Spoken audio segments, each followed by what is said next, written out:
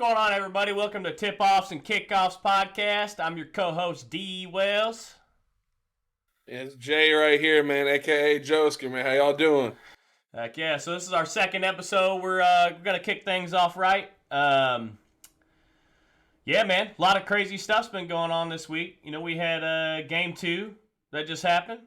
NBA Finals. Let's talk about it. Pacers really got to get it together. Coming back home tomorrow. OKC, they just look really good offensively and defensively, and they have both games. SGA is consistent with 30 points, 30-plus points every game. Aaron Wiggins over here had a really good game. How much do you have? 18 points? 5 for 8 from the three. I mean, that's crazy. I mean, he's looking like Obi Toppin from game one. This man, Aaron Wiggins, bro, I was thinking the same thing. And Obi Toppin, you know, like in game one, had 5 threes. You ain't ever going to see that again, bro. You ain't ever going to see that again.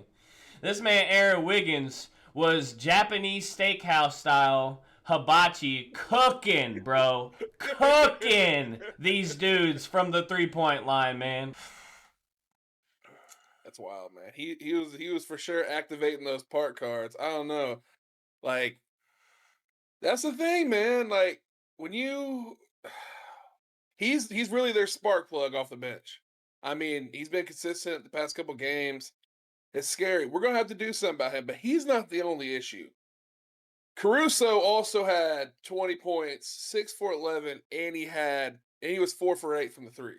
Yeah. I mean, that's second game in a row. This guy has been popping off. All within 27 minutes, bro.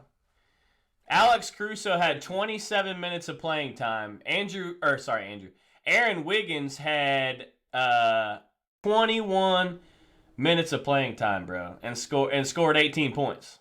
Like, that's pretty good. It's nuts, man. I mean, they also were home. Everybody there was hype. It was blue everywhere. I mean, they couldn't go out. They didn't want to go out like they did game one. I mean, we took that game. We stole it. And they were like, look, man, we're going to come out aggressive game two. And that's what they did. I mean, they were beating us down all game, man. Yeah. Anytime the Pacers would come down, hit a three, or, you know, they'd make a good play, OKC would bounce right back. There was no misses. Whenever the Pacers would get, you know, something going, OKC just responded. And it was just kind of like, okay, you saw the spark, you know, like, all right, let's light this spark, you know, let's get the spark going. But it just never happened. You know, we were down, I think, 29 at one point, and it's like, man, this ain't looking good at all.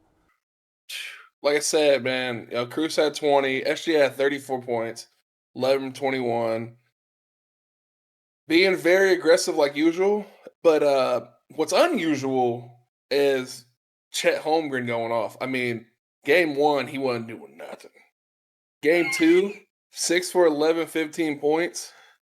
I mean, dude was cashing out. It's crazy, man. You think it was the black tooth?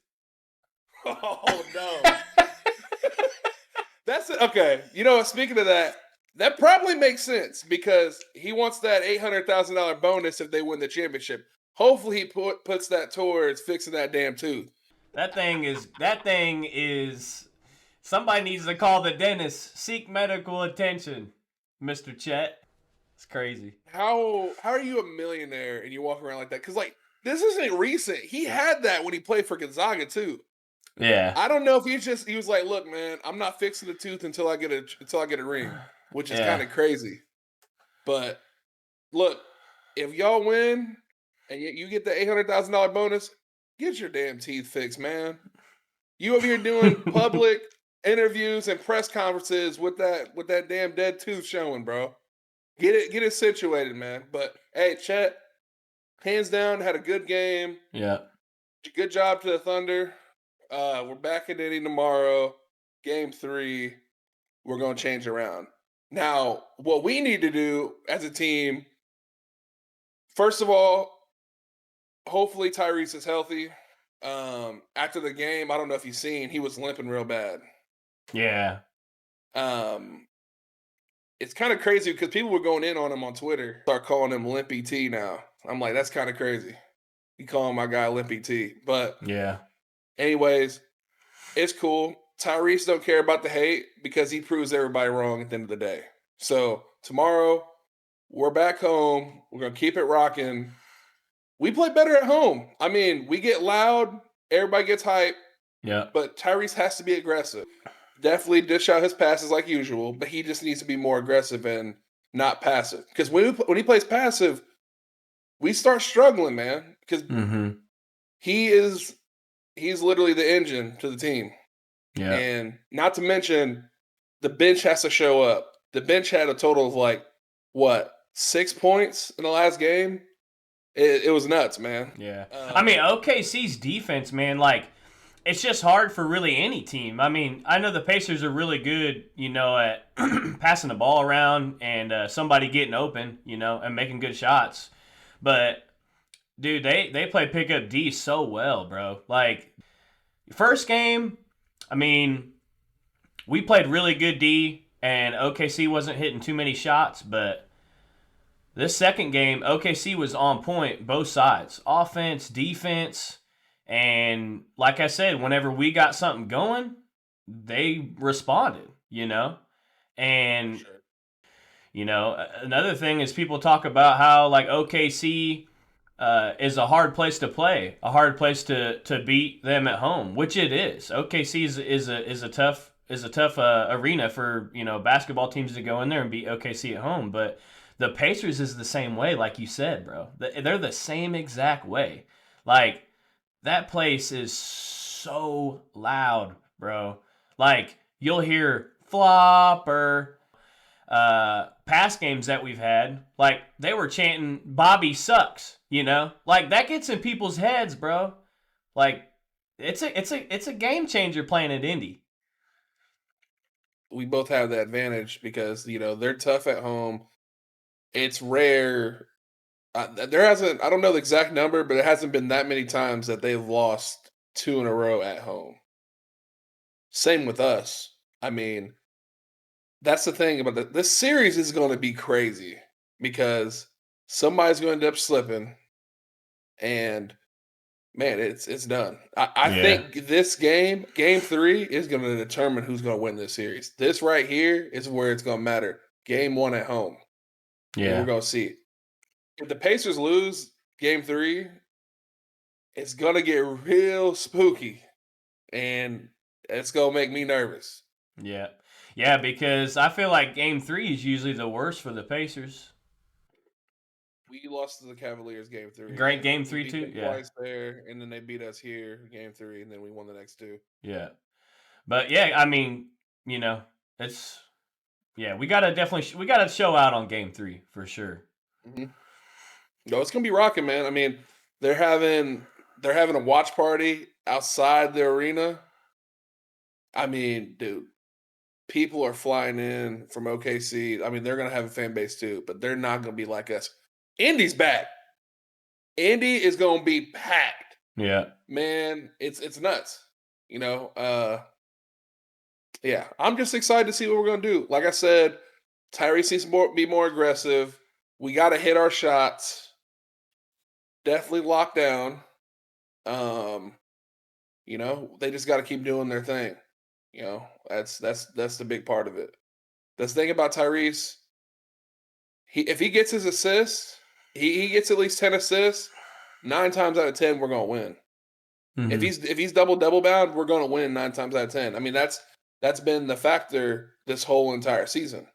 Yeah. So we just need him to get his and dish it out. Pascal has to go crazy in the post. Miles needs to knock down his threes. And we need the bench to show out. Obviously, Nembhard, Nesmith need them to be very great defenders, which they are. They don't give up, man. I mean, Nembhard's full court pressing the whole entire game. I mean, the whole team is. They all give it all they got. No matter if we're down 20, we're down 30, it doesn't even matter, man. We work hard. So yeah, man. I mean, we're gonna see how tomorrow is. Hopefully we come out with the dub, man. Well, speaking of Indy, you want to talk about the Fever? I know Caitlin Clark went crazy with that travel call on Angel Reese. Yeah, man. First of all, shout out to Caitlin for that. That's funny. She's a troll. Yeah, Angel Reese got a little travel call, and Caitlin Clark, she trolled her, man. Got up, got super hyped, called the travel, did the little, and it was raps, man. It's so funny because, I mean, Angel Reese really puts on herself because she's always on social media, clout chasing, and wants everything all about her, saying, they watch NBA because of her too. Angel Reese, I'm sorry to tell you, but they were paying people to go to that game. And that's crazy. They literally were paying people to go to the Chicago Sky game. Like, it's nuts. And I can give her one thing. She can rebound. She had 12 rebounds and 4 points. She can't score, but she sure as hell get the rebounds. Yeah, they're all for misses. But that's not uncommon. That's not uncommon at all. But she's not that good. Yeah, I don't think she's that good either. We all know. I mean, there was people betting against her to miss her shots, bro. Like, winning hella money, I saw a stat today where she's the second woman 2 years in a row to get, like, consistent bets. The successful, like, winning bets based off of her. It's her and Serena Williams. Like, 9 times out of 10, when they're betting on them two, they're going to hit. So she's just been really consistent on them. Look, man, take her over on the rebounds and take the under on the points. You going to hit. Put the house on it. Because, man, she can't score a damn ball. Yeah, she can't. But, I don't know. What's really crazy, no one on the entire Sky team had more than 8 points. No one got double digits, bro. Yeah. Yeah, that's wild, That's dude. terrible. That's terrible. And for Sophie Cunningham to be out, Caitlin Clark to be out, head coach not to be there, and they still win at the Chicago Sky, man, that's saying something. We said before, this is a championship team, especially when Caitlin Clark's healthy. So, yeah, it'd be interesting to see what they can do. Think about the Fever, man. Everybody went off, man. Kelsey Mitchell had 17 points. Leah Boston had 11 points, 5 rebounds. Erin McDonald, we picked her up during the the whole emergency situation. She had 12 points, 3 for 6 from a 3. And that's for her coming off the bench. Yeah, that's crazy. She came 3 for 6 off the 3. Yeah. Off the bench, bro. Hey, man. I mean, I'm glad we were able to get her. I mean, obviously, that's a good pickup. I mean, those stats are good. Off the bench. The real spark plug. The real spark plug to the Indiana Fever. Crazy. Yeah, man. Let's roll that, since we're still talking about Indiana, we got to roll that clip real quick. Miles Turner posterizing. You ready? Oh, man. Yeah.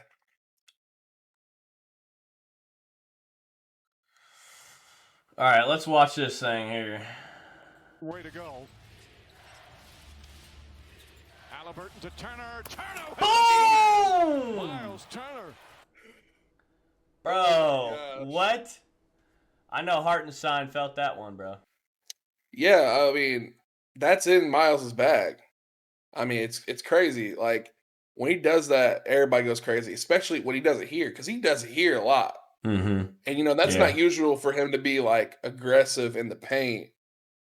But when we see it, we go nuts, because he's usually, a shooter. Mm-hmm. And, he shoots some threes. But, man, when he punches on somebody, ooh-wee! Man, he go crazy, man. Yeah. I love to see it, though. I love to see it. I heard the Detroit, the Pistons, didn't they offer whatever Miles Turner wanted to come to Detroit? Yeah. Yeah, they pretty much said, I mean, they're interested in acquiring him. I mean, I'm sure Yeah. they're going to probably pay what he wants. Same thing, the Hawks. Hawks said the same thing, but the Pistons are the most recent team. Yeah, I mean, the Pistons are missing one superstar or an all-star, as you will. I mean, they're decent. They just need that one other player, and they think Miles is the guy. Mm-hmm. Well, I'm here to tell you, Miles is our guy. Yeah. Monster Miles, he's our guy. I don't think All right. he'd go anyways. I mean, No. even if they offered him, I think he likes Indy. He loves Indy. He's always around the community around Indy. He's been here for 10 years, bro. Like, Yeah. we made it to the Eastern Conference Finals, in the NBA Finals. Like, I don't know. I just don't see him going anywhere, even if he gets offered a bunch of money. I really don't. I mean, especially if we win the finals. Like, he's definitely not going anywhere. Well, all the talks were, well, can Indy pay him, you know? I saw some today in the Indy Star that we plan on paying the luxury tax. So whatever he wants, he's going to get. So, hey, man, Monster Miles staying in Naptown, baby. I hope so. Yeah. Obviously, we'll see. But, I mean, if we match y'all, if we give him what he wants, he ain't going to go nowhere. We all love each other here. Like, the whole team, no one beefs with each other. We all work together. It's a good atmosphere in that locker room. You could tell, man. All those guys love to have fun with each other. Yeah. So yeah. Shout out to Yeah, Miles they're a Turner. great team, bro. Championship team. We got to keep everybody. So one last thing before we switch over to MLB here. I heard Darius Garland is getting a toe surgery. Yeah. Did you hear yesterday that? He got surgery. Yeah, he got yesterday surgery. on his toe. Yeah. Yeah. So I mean, I guess that's crazy. You bring that up. A lot of people thought he was faking the whole limping yeah. during the series we played him. But hey, I mean, some has to be messed up if you got to have surgery on your toe. Yeah. I mean, you never hear anything like that. Yeah. So I don't know. This man had the gout. Yeah. Infected That'd toenail. be one hell of a stub toe, bro. Man, I don't know what happened to him. Yeah. But, I mean, you know, praying for a speedy recovery. Hopefully it gets better. Pray for a speedy recovery. All right. So, you know me being a Padres fan, we're going to talk about the Padres. Hence the jersey. So, Sunday, they had another win against the Brewers. They went up 2-1 in the series. And Manny Machado, man, he has been on fire hitting, man. I know he's always been a pretty good hitter, but I mean, even home runs too. Like, I know they just played the Dodgers last night. So in the last 5 games, he's had 3 home runs.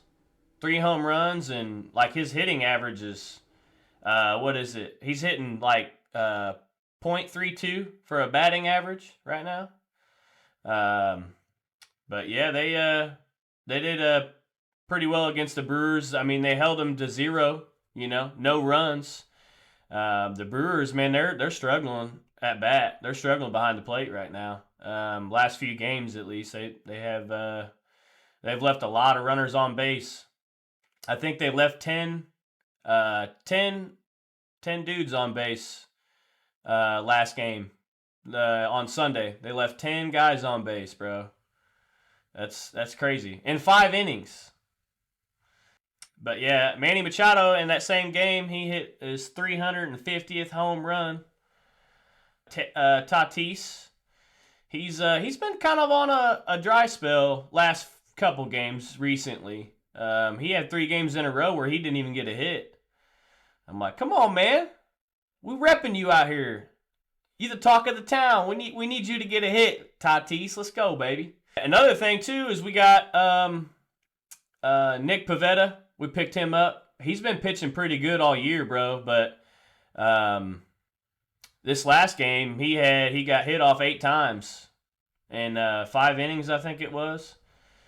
But yeah, I mean, Dodgers played a good game. It went to Dodgers ended up winning, but it went to extra innings, so it was a close game.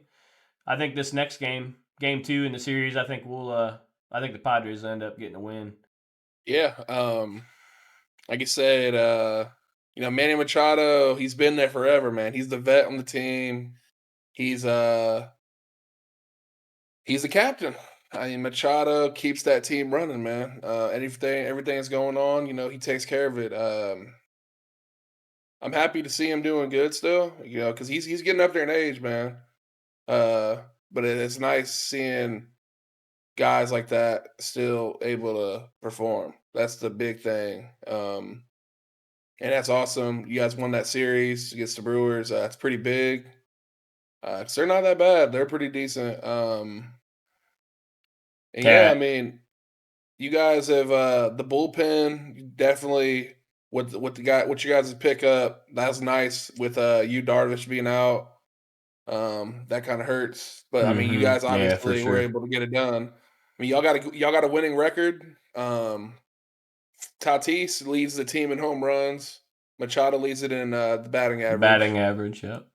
Gavin Sheets, y'all look, that was a good pickup from the White Sox. Hey, he wanted to get up out of there after the record they had last year. He was like, man, get me out of Southside Chicago now.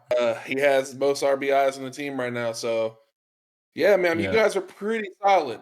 You guys are fun to watch, man. Really, really fun to watch. Yeah. I mean, like I said, the Dodgers, man, it's always a rivalry, Dodgers have always been kind of the more dominant team, I think, in just overall. But I mean, the recent years we've played and competed, beat them. We got the talent. We got the talent.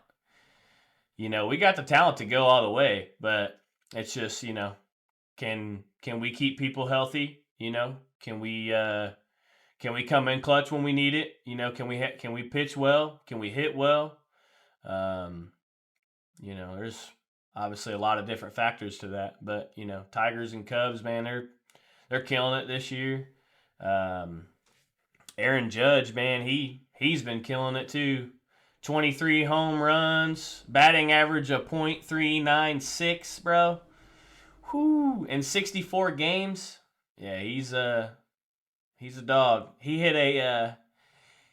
this man hit a 436 footer home run.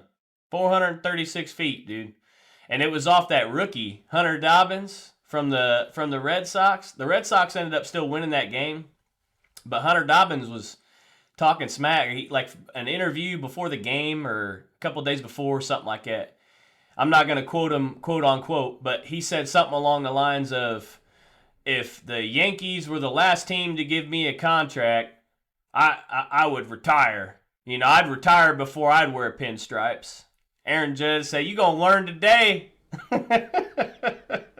Yeah, he hit 2 home runs. Both of his home runs were off him, the first and the 9th inning. Crazy. I mean, so with that series, the Red Sox ended up winning.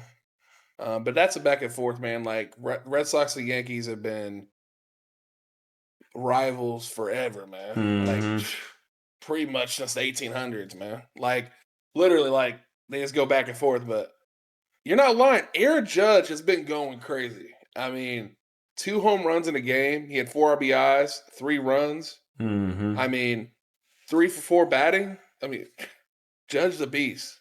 I mean, I'm pretty sure he's number 1 right now at batting average. I mean, over 400 is just insane, especially this late into the season.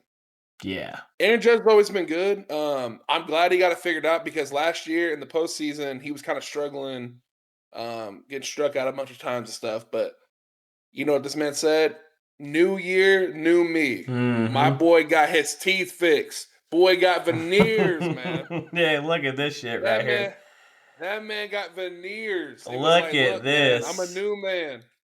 Oh, he looked like a straight kid with the old teeth, the new teeth. He looks like an actual MLB. He looks like an actual MLB player now, bro. Crazy. That's crazy. I'm happy for him, man. I've always been a fan of his game. I mean, dude is a unit, bro. I mean, I don't know how he's that big and can be so good and dominant at baseball. Yeah. Shout out to Aaron Judge, the new teeth. Next thing he needs to do is grow a beard because now the Yankees, I don't know if you knew, but before this year, Yankees had to shave their face. Pretty much old school, clean cut type deal. Now they can grow one. Now they can grow a beard. So this man he got the new teeth. I need this man with the beard. See what this man rocking with, man. Heck yeah. Yeah, that's cool though. Shout out to the Yankees. Shout out to Aaron Judge, man. He's on the road for that MVP, man. Hopefully. Speaking of which, you know who else is on the road for a MVP is Francisco Lindor from the Mets, bro. He's been killing it this year. He's still got some work to do. But, I mean, in the 12 games that he's hit a home run, they've won every single one of them. Like, he's a huge asset right now. They're 21-4 when he gets an RBI.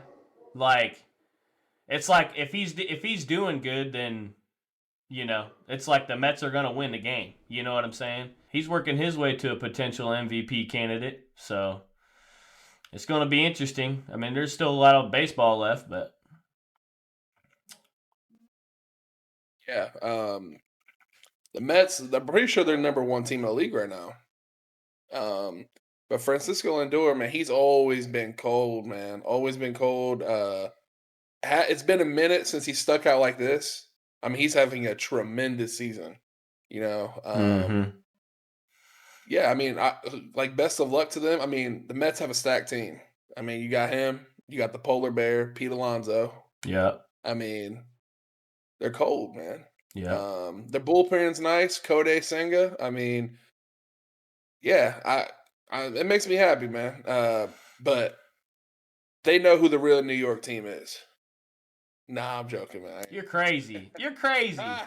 We know who the real Detroit Tiger team is, because I think the Tigers are gonna go all the way. I'm not saying they're gonna win, but they're definitely gonna go all the way. I mean, they put a whooping on the Cubs. That's who's the second, So like the power rankings, I'm pretty sure is the Tigers. Yeah, the Tigers, the Cubs, the Mets, the Yankees, and then the Dodgers. So those are the top 5 power ranking teams right now. But yeah, I mean, out of all of them, I think the Tigers are looking the best. All the young guys they got, man, they're all hungry. Max Clark, from Franklin. You know what I'm talking about? He got drafted a few years ago. Yeah. Got the Max Clark, man. Real Indiana Nation right there. He's gonna get his number called anytime now. Yeah. He's killing it in AAA, man. Yeah, so, he's a beast in AAA. Yeah. Yeah. Keep doing your thing. Yeah, I'm rooting for him. I mean, I'm a San Diego Padre fan, but it'd be cool to see Detroit come home with one. So another thing I wanted to talk about is, so all you NASCAR fans out there, get ready. This is big news. So Ram, which split off as a different entity from Dodge, it's just Ram Trucks now, is going to be entering into the NASCAR Truck Series in 2026. That's wild, bro. Because it's been 13 years since anything Dodge has been in NASCAR, And, I mean, good for them, but I feel bad for the drivers, bro. I feel bad for them drivers, man. With the reputation that Dodge has, they ain't even going to start or finish a race, bro. They can be like, man, this is the 10th transmission this week, bro. We got to do something. Back to a hauler. We need to roll the truck back to the hauler. You're done. You're done today. Nah, I mean, that's pretty cool that Dodge is getting back out there competitively. I'm just excited to see what team are gonna be using those trucks, because obviously there's a lot of teams already set in stone. Toyota, Chevy, Ford. It's gonna be awesome to see that. I don't know how other NASCAR fans feel, because a lot of people are split. A lot of people didn't like when they went to Toyota. So it's gonna be interesting to see who drives these trucks and how they're gonna function. It's gonna be nice, man. Yeah, and it always comes back around. It'll be a few years. I mean, that's how Toyota was when Toyota first came out. Everybody's like, I don't like Toyota. 5, 6, 7 years down the road, they're like, okay. They're starting to come back around. Mm-hmm. But I think it's just a new thing. Definitely going to stir up some opinions and stuff like that. Because like you said, your favorite drivers could be changing from Chevy to Dodge or Toyota to Ram, whatever. But I also heard there's a possible future move to move the just actual Dodge into the NASCAR Cup Series too. It hasn't been confirmed or nothing, but there's talks about it since Ram is confirmed into the Truck Series in 2026. But yeah, it'd be crazy, man. Yeah, I mean, we'll see what they do. They're changing stuff all the time. Every year they're changing different stuff. But shout out to NASCAR, man. Huge NASCAR fan. Hey, they'll be in Mexico this weekend. Get your margaritas on. Mm-hmm. Get your drinking on all weekend, because we got Pacers and Racers. All right, Pacers and Racers. Heck yeah, they're gonna be out there partying like Cinco de Mayo. Mm-hmm. They gonna get it in, man. Yeah. Shout out to 2311. We're gonna need that dub this weekend. Team Toyota. Shout out to my boy number 24, Will Byron. Let's go, baby. We need a dub. the real 24. No, not the real 24. We know who the real 24 is. So there's a lot of interesting stuff, bro, about NFL going on, and even in the past week. So Jermaine Pratt got cut from the Bengals. I feel like that's a pretty big deal. I think the Cowboys are wanting to pick him up. They haven't confirmed anything. They haven't signed him or anything. But, I mean, they need somebody like that. They really do. I mean, they need a lot of things. The Cowboys need a lot of things. Not just Jermaine Pratt. I mean, really, this is my opinion. They need a different QB. Dak ain't that guy, bro. He's just not that guy. They need to get rid of him and get sign somebody else, draft a good rookie quarterback, get somebody in there. Yeah. Cowboys definitely need a new QB. Dak can't get the job done. Yeah, I'm surprised. They didn't go too hard on QBs, because I thought for sure Shador was going to the Cowboys. I for sure thought he was going there. Not saying, he's like really good. I mean, he's not saying he's like the best quarterback in the class or nothing, but I feel like he would have been a good fit. The camaraderie. He's from Texas. I mean, it's home. But yeah, man, all the stuff that's going on in the NFL is crazy. Jair Alexander is they couldn't agree to his contract, so they're like, you know what? Get out of Green Bay. We don't even want you. Figure it out. I'm like, hey, come down to Tampa Bay. We'll take care of you, man.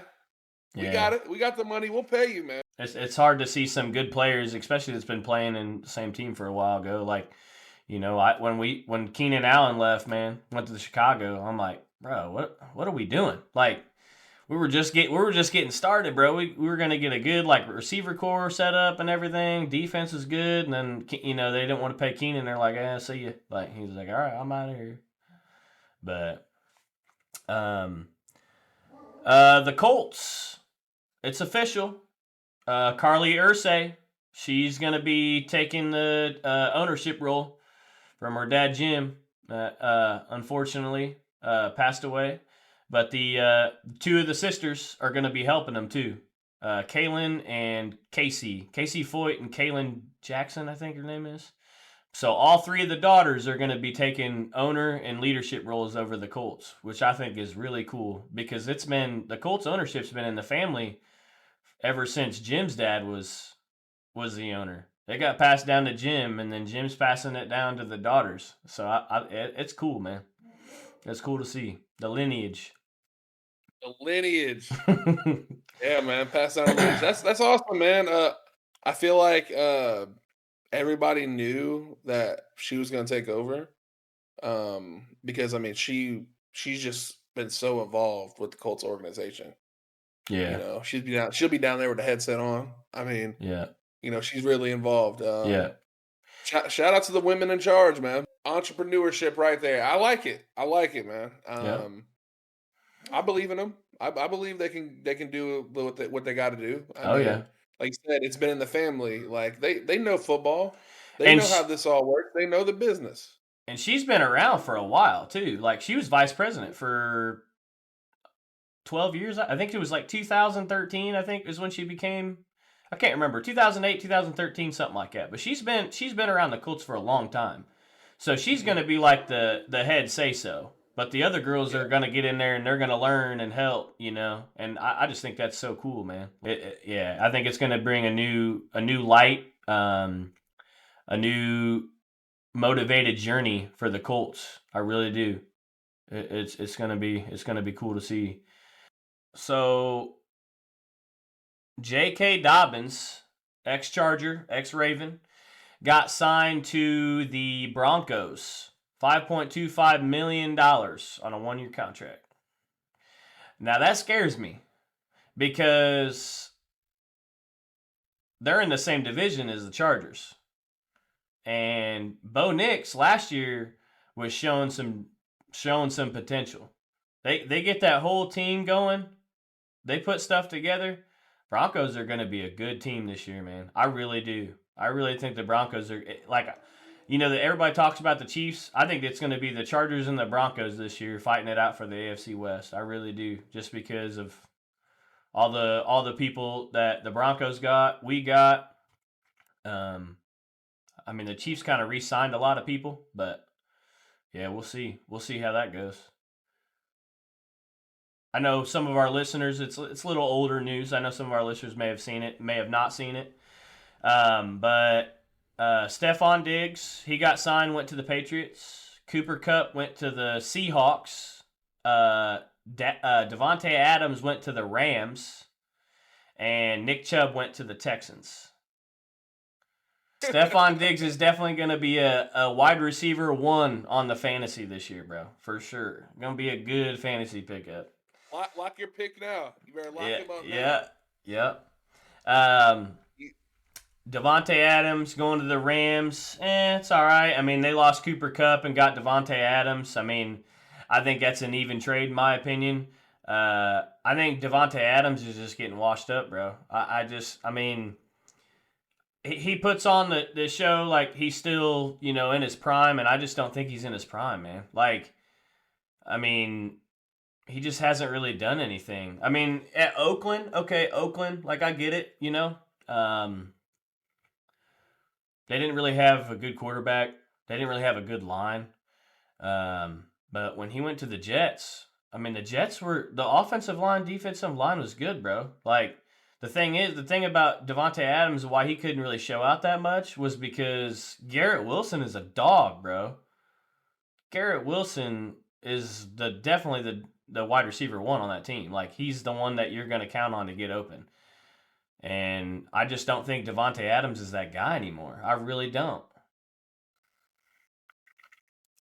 Yeah, agree, man. He's getting up there in age. He's slowing down. He's dealing with some injuries. Yeah, I mean, I wish nothing but the best for him. But we'll see what's going on down there in LA. Like I said, I'm not too fond. I'm not too worried about the Rams. I mean, they're definitely not making any noise. I'm not even worried about them. Me neither. I mean, go ahead, get paid, big dog. Get your bread. Finish it out, man. I mean, yeah. Finish it out. He's got to pay for that. He's got to pay for that Taco Bell in his house somehow, bro. Yeah. Man, want that $9 deluxe box? Yeah. Let me get a Baja Blast. He gets back from. Right. Can I get a strawberry freeze? No, yeah. I don't want the Baja Blast. Can I get a strawberry freeze with cinnamon twists? This man gets back from practice and say, "Man, I need some carbs. Give me that Power Bowl, bro."